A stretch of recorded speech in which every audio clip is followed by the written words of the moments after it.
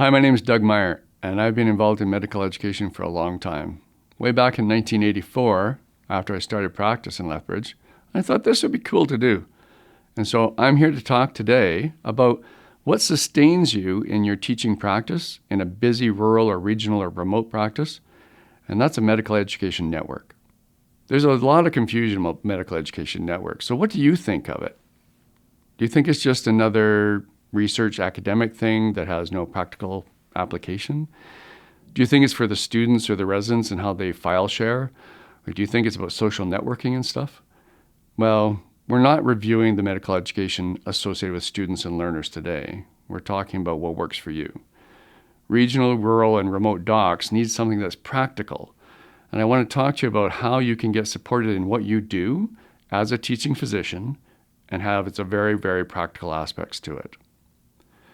Academic stuff, well, it's not really that. But it is something that you will build over time. So your network may just be a group of teaching physicians, formal or informal, that come together and support you personally, but also with best practices. My education network that I've developed over the many years, and sometimes you only discover that you have a network after you've been doing it for a while, is one that grows, it shrinks, it meets asynchronously by email, it meets synchronously by being face-to-face at stuff, but it's emergent and it is something that you do create. At the bottom of it all, though, really, is why are we doing this? Why are we doctors? Why do we teach? I started teaching because I needed to recruit doctors to my clinic in Lethbridge. Why do we have kids? Why do we downhill ski? I mean, those are all the things that we think about. So a why as to why a medical education network is important to you is important. It's analogous or parallel to a clinical network. You know, the hallway consults when you just need to double check something, or it's a formal thing when you have to file off a consult to an orthopedic surgeon or a cardiologist for something that's a bit more serious. So it's analogous to an education network. I just need to touch base with you about something that this student said, or, hey, I'm really having concerns and I'd like you to take a look at this student. Or calling someone and saying, am I handling this very well?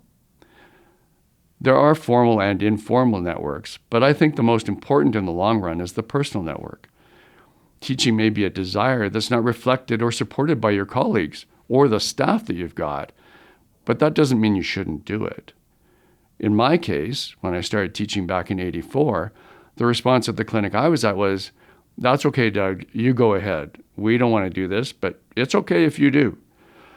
Well, that's not terribly supportive, but then after a while, I did have to take some time off, and I'd be away for a day here and there and ask and say, hey, can you just cover me for a day?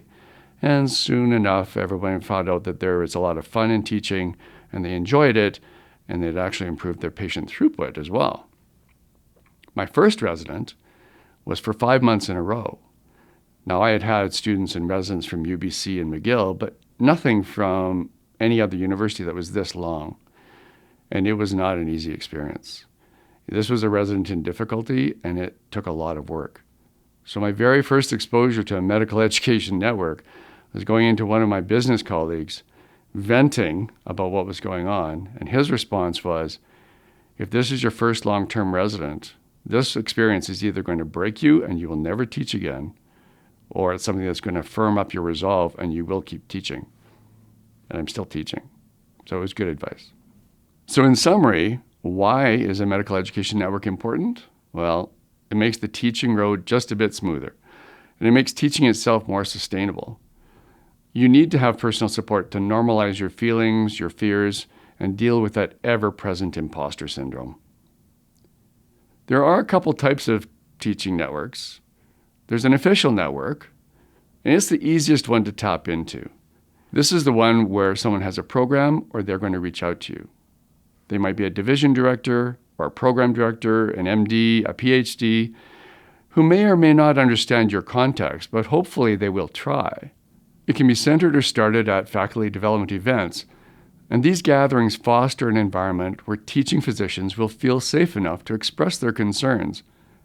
This network is important to protect you as well as get you resources. So at events like Cabin Fever, Southern Alberta Preceptor Summit, or North of 62, you'll have experiences that will show you how to break down a procedure to teach it. You'll have experiences where you learn, how do I teach boundary issues? Or you'll learn, how do I teach end-of-life decisions? But you also will learn how the programs will protect you. Many physicians don't want to teach, and they say, oh, I have nothing I can offer, imposter syndrome. Or, no, I don't want to because somewhere along the line, there's going to be a difficult situation, and I don't want to fail anybody. And failing people is very important. Well, all a failure does is it triggers off a group decision. And so you need to know how the programs protect you and support you in that formal way. The personal network is important, but it's emergent or iterative. It changes, it grows, it shrinks over time.